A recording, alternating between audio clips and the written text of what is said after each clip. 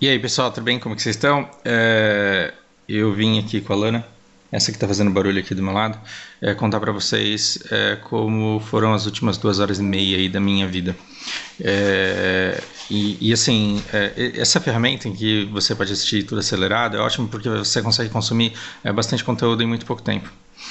E terminei a aula do Leandro mais cedo, comecei a dar uma navegada nos lugares por onde eu passo. E eu caí aqui nesse vídeo da Marilis, não sei qual que é a opinião de vocês sobre o My News e sobre ela. E é engraçado, porque aqui a gente está falando do movimento anti-Netflix, que começou com uma coisa que vocês podem até achar que eu estou fazendo esse vídeo para dar continuidade para o anterior, mas eu juro que assim não é absolutamente nada relacionado. Mas aí vamos entender então o porquê que está existindo um movimento vindo de fora, no sentido de boicotar e cancelar o Netflix por atos de repúdio, por eles incentivarem a pedofilia. Olha o perigo. E eu gostei bastante do posicionamento dela, em que ela falou, é um absurdo que ela não tenha se posicionado, que ela tenha pedido desculpa por uma foto usada na divulgação do filme, mas tenha deixado isso ir ao ar. Então vamos assistir, vamos entender qual que é. E aí a Marilisa, ela assistiu o filme e depois assistiu a entrevista com o diretor. Ela teve conclusões bastante ponderadas, sábias no meu ponto de vista, e aí vou eu lá descobrir que história é essa. Assisti o trailer, isso daqui me deixou bastante, me deu uma sensação de bastante desconforto ver isso daqui, porque realmente não é gostoso você ver um trailer que passa a impressão de estar querendo capitalizar em cima da imagem de crianças numa hiper sensualização ali da coisa. Passado o trailer, eu decidi assistir antes de ver qualquer coisa, então tá na ordem aqui. Eu decidi assistir. É um filme de 1h30, mais ou menos, um filme de 1h35. E eu decidi assistir e lá ele tá assistindo. E o que aconteceu é que eu não consegui pensar nos motivos pelos quais a Netflix ela tá recebendo esse boicote todo.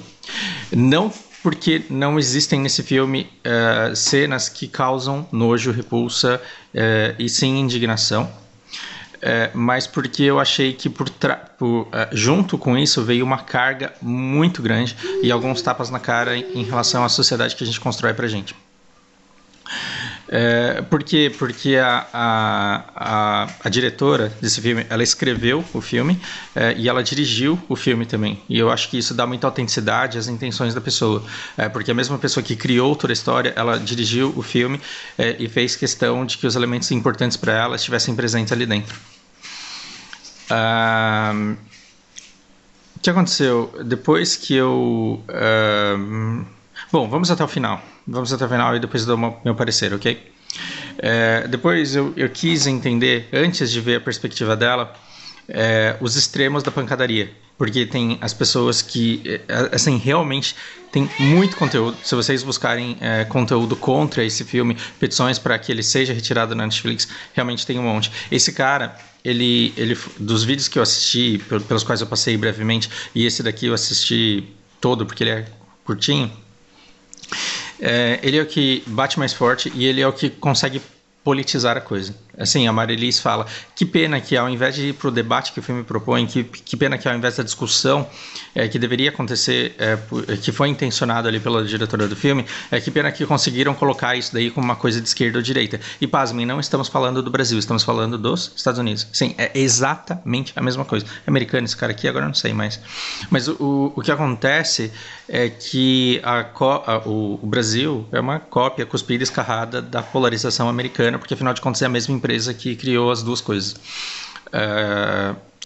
Quando você vê esse cara aqui falando, parece a Jovem Pan, parecem determinados canais atacando o outro lado e querendo evocar essa imagem de nojo. Eu não estou dizendo que eu não tenha ficado enojada e que esse filme não tenha me causado extremo desconforto.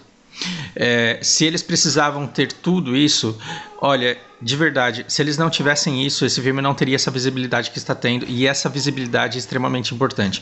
Mas se você perguntar para mim agora, de bate-pronto, você acha que tem que ter ou que não tem que ter, eu não consigo nem responder.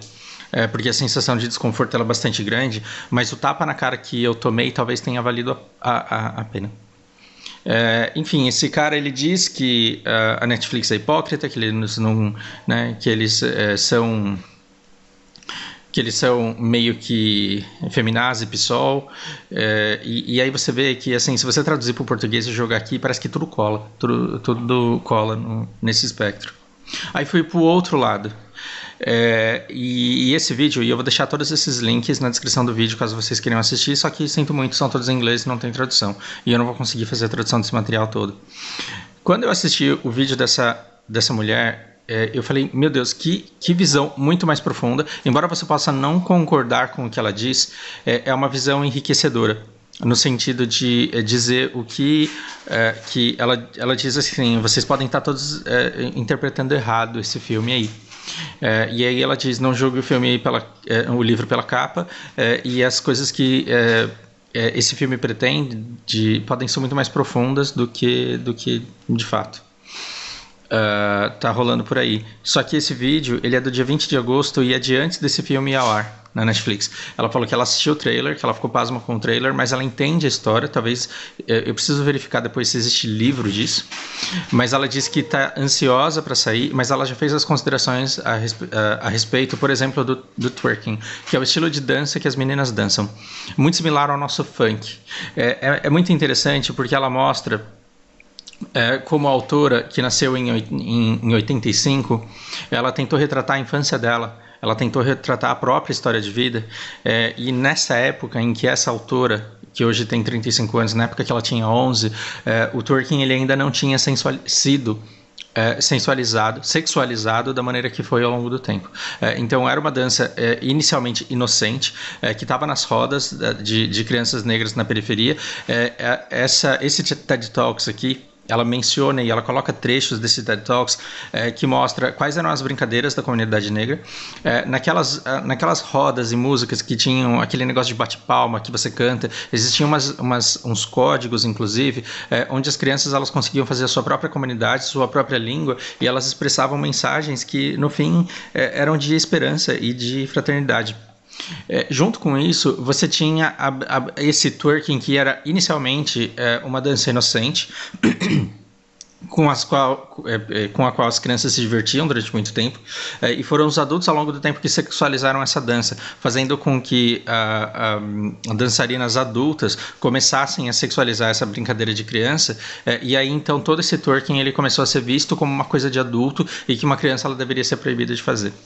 Essa história ela é bem interessante e ela ainda começa a falar sobre coisas do tipo, o que é mais importante é trazer a atenção, e ela fala, na minha opinião, esse trailer aqui, ele usou de alguns artifícios para deixar realmente você muito putaço com alguma coisa, para ver se você vai lá e assiste, para quê? Depois que você assistir, você chegar à reflexão que a diretora ela te convida a fazer. Por fim, depois de ter visto o trailer, depois de ter visto o filme, depois de ter visto esse cara aqui dando porrada nele, entendido os argumentos dele, e depois de ter visto esse trabalho aqui muito bom, no sentido de fazer você tentar enxergar por uma outra perspectiva, eu fui assistir essa entrevista. Na verdade, eu assisti várias delas, e essa daqui é a que eu achei mais espetacular, em que ela fala de onde que ela tira a ideia desse filme. E aí ela tira a ideia desse filme, de fato, da sua própria infância, onde ela é colocada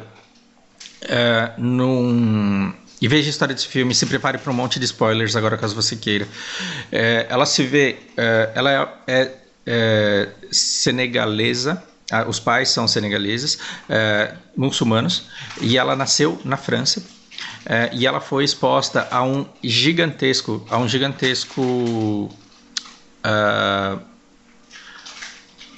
abismo cultural entre as mesmas pessoas que conviviam com ela.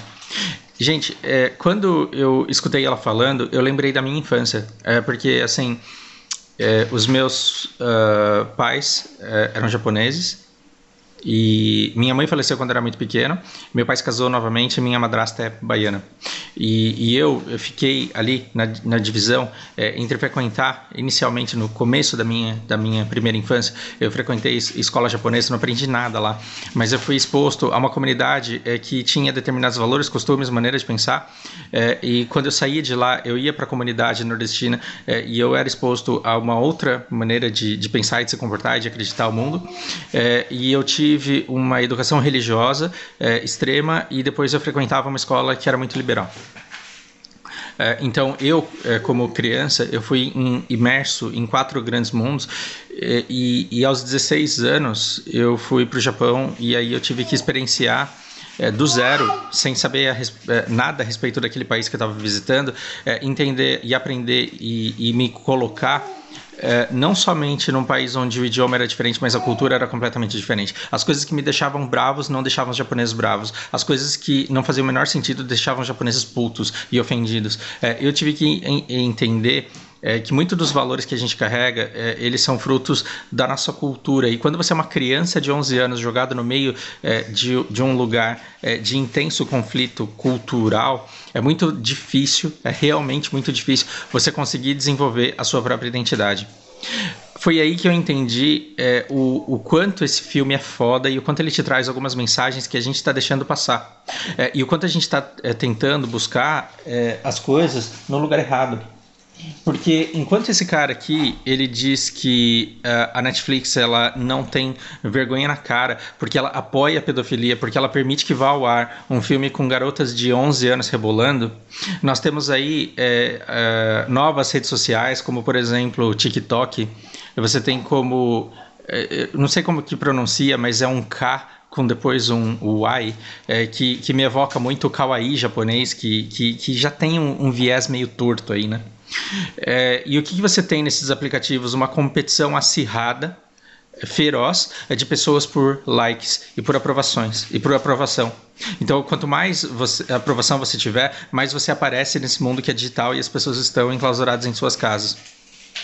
E o que é que dá mais like? O que é que dá mais relevância? O que as meninas de 11 anos elas percebem que faz com que elas tenham mais sucesso e mais popularidade? A hipersensualização e sexualização das coisas.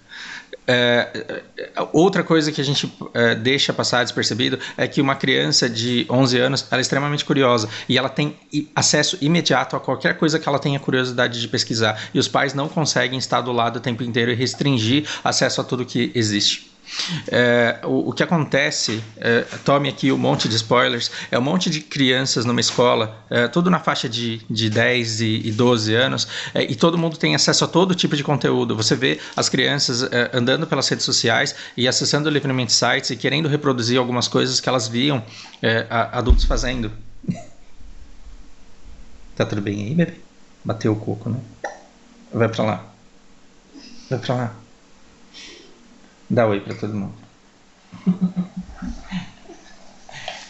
Essa bebê aqui cresceu e aí ela tá da altura da mesa. E aí agora ela foi passar por baixo da mesa como ela sempre passa. E aí ela bateu a cabeça e ficou com soluço.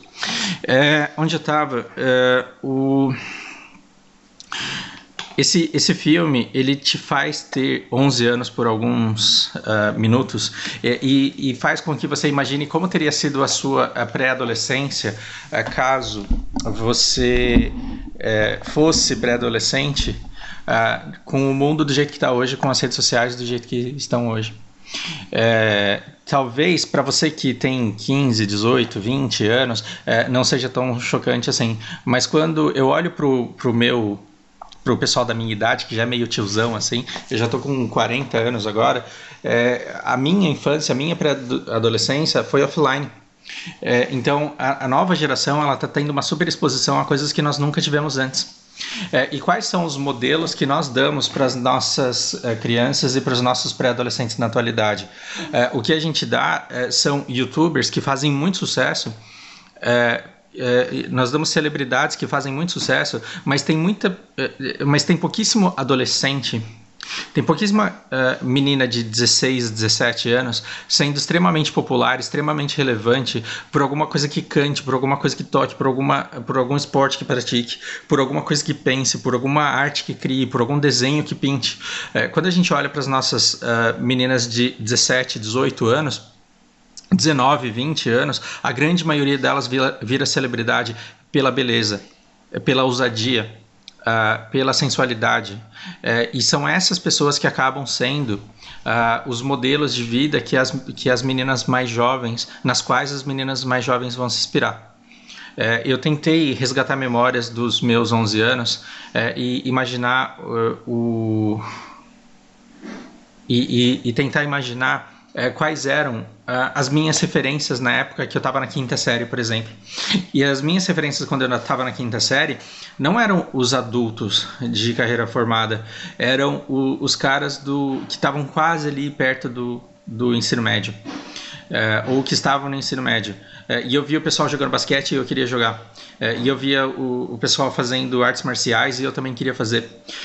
Porque eles tinham uma aceitação da sociedade que eu queria ter. Então, eu olhava para as meninas da minha idade e elas estavam todas de olho nos rapazes que praticavam determinadas coisas, que faziam determinadas coisas, e aquela aceitação social que eles tinham era uma coisa que eu desejava ter. Agora você pega uma criança de 11 anos, joga ela no mundo em que você tem hipersexualização para todo lado, em que as grandes celebridades elas estão todas ali por beleza e performances, em quem você acha que elas vão se espelhar e que tipo de comportamento você acha que elas vão reproduzir. Agora, esse filme ele pega esse problema que já é sério e joga dentro de uma história que é espetacular, que é de uma criança tendo que crescer dividida entre duas grandes culturas, porque essa menina, a protagonista da história, quando ela está isso daqui é o trailer. Quando ela está na casa dela, ela participa de cerimônias muçulmanas, em que as mulheres elas recebem uma educação de extrema submissão, e ela participa do momento de aceitação da segunda esposa do pai dela. E ela acompanha todo o sofrimento da mãe dela na aceitação dessa segunda esposa. Como a comunidade islâmica vê o fato de um homem ter várias esposas como algo normal, a sociedade prega para a mãe dela a aceitação. E dentro do núcleo religioso que ela frequenta, ela diz admitir isso sem problema nenhum, e ela fala sorrindo que o marido dela conseguiu uma nova esposa. Dentro da cultura dela, um homem conseguir uma segunda esposa significa que ele está próspero na vida, porque você só pode contrair esposa caso você tenha uma nova esposa, caso você tenha condições financeiras de bancá-la, de arcar com os custos dela. Então, supostamente, uma esposa, da maneira como é colocado no filme, espera-se dela que a sociedade espera dela que ela receba com alegria a segunda esposa, já que o marido está sendo bem sucedido e a família está crescendo, e a família está sendo próspera. A mãe dela se comporta dessa forma dentro da comunidade religiosa, só que offline ela chora aos prantos, porque imagina o quanto deve ser difícil para uma esposa muçulmana viver na França, onde os casais são monogâmicos, onde as famílias elas são monogâmicas, e ela ter que, de repente, com filhos já grandes, no momento em que ela começa a envelhecer, a engordar, onde ela perde aquela jovialidade inicial, de repente ver uma nova esposa com a qual ela vai ter que conviver. Nessa entrevista, a autora, a diretora da história, ela conta como foi difícil para ela viver na França, tendo dentro de casa duas mães e um monte de irmãos. Porque a família ela seguia uma tradição muçulmana que foi pregada para ela também. Então, como que uma menina de 18 anos, e para que lado ela vai crescer? Para que lado ela vai crescer? Ela vai amadurecer como uma muçulmana e vai aprender dotes domésticos, habilidades domésticas, submissão, para que ela consiga também para si uma família próspera como a mãe dela tinha? Ou ela vai para o lado francês não islâmico, não muçulmano, tentar se comportar como as meninas da escola dela se comportam? E o que ela encontra na escola quando ela chega lá? Ela encontra as meninas todas interessadas em dança, e na dança ela se encontra, e na dança ela consegue desenvolver a própria identidade dela. Ela começa a participar de competições, descobre-se que ela tem muito talento, que ela tem muito jeito para coisa, Mas todo o sucesso ali do trabalho dela envolve reproduzir um comportamento que ela vê nas bandas de mulheres mais velhas, uma sensualização que é a característica daquele estilo de dança, e no início ela começa a brincar com coisas ali, ela começa a postar fotos e fazer movimentos inspirados em outras pessoas, sem nem entender muito bem o impacto que aquilo traz e as consequências que isso cria no imaginário das pessoas que assistem. Eu achei muito os personagens muito densos e realistas, e eu achei essa história impressionante e chocante, no sentido de que a gente fica tentando encontrar um vilão e a gente fica tentando impedir que a menina ela tenha liberdade de se expressar da maneira que ela tem vontade, já que ela está exposta a um conteúdo onde onde a sensualização é abundante, e a gente deixa passar despercebido que tipo de sociedade nós estamos criando e o tipo de conteúdo que é acessível às pessoas que estão formando sua identidade e começando a trabalhar na sua autoimagem nesse momento. Isso é um tapa na cara, porque faz você pensar o quanto essas crianças elas deveriam ter tanta exposição, e exposição tão fácil assim, ao conteúdo que vende para adultos, e o quanto essa normalização desses conteúdos de animes, por exemplo, o quanto a sexualização em tudo afeta o estágio de formação de identidade de autoimagem da criança. Se você se colocar como uma criança de 11 anos no contexto ali, no ambiente em que essa menina está se criando, você percebe que é extremamente confuso, é extremamente difícil você escolher para que lado é que ela vai se desenvolver, que tipo de pessoa é que ela vai ser. E quando eu escuto essa diretora dizendo que esse filme é sobre a vida dela e sobre como foi difícil se desenvolver como mulher numa sociedade, num meio em que ela era meio muçulmana e meia não muçulmana, francesa, de cultura ocidental, não vamos dizer aí cristã, mas vamos pensar de cultura ocidental, o como foi difícil. E ela menciona uma coisa que é pesado, Ela disse que no meio ali da comunidade muçulmana e religiosa extrema, ela vivia uma vida de opressão. Opressão, por quê? Porque você não pode isso, você não pode aquilo, você não pode se maquiar, você não pode dançar, você não pode isso, você não pode aquilo, você tem que ser obediente, obediente, obediente, obediente. Isso despertou nela um anseio de se libertar. Então, quando ela se libertou e ela teve a oportunidade de se libertar, o que ela descobriu? A dança, a possibilidade de ser popular, a possibilidade de ser desejada e de ser livre para fazer o que ela quisesse. Ao ser livre do jeito que ela quisesse, ela percebeu que o sucesso dela estaria vinculado à produção de uma imagem, à geração de uma imagem que era tão opressora quanto a opressão que ela sentia inicialmente. E é por isso que o final do filme eu achei muito redentor.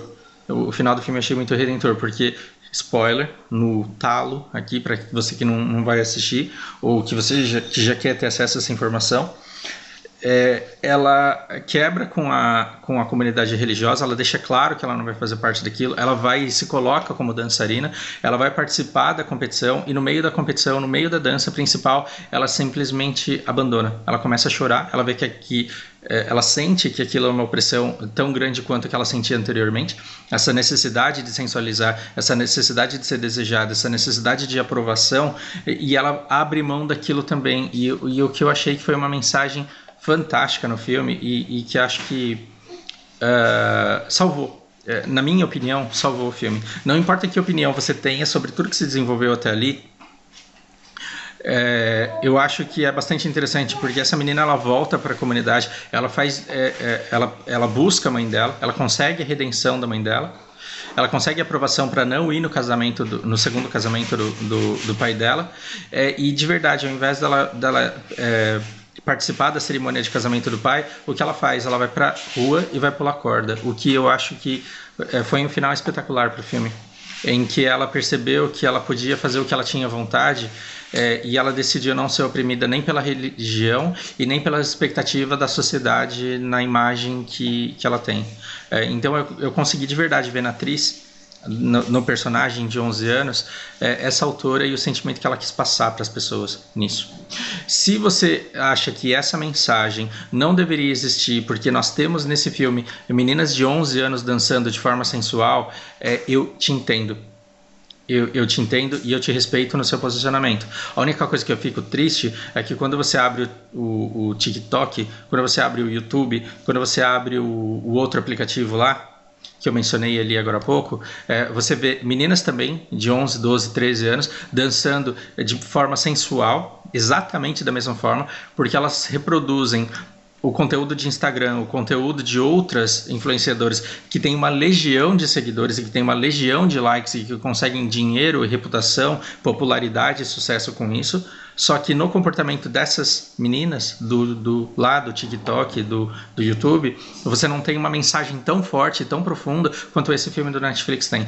E talvez muitas famílias que não sabem muito bem lidar com seus filhos e suas filhas aí em estágio de desenvolvimento, talvez eles tenham aumentado aí a sua percepção de risco da imagem que as crianças estão mandando para fora, e do quanto é confuso para eles nessa idade definir a sua identidade, e o quanto a gente simplesmente olha com um olhar de julgamento, no sentido de olha que pessoa sem vergonha, ou olha que pessoa retraída, como se a gente esperasse um comportamento e a gente não percebe que a sociedade como um todo não está dando para esse indivíduo orientação.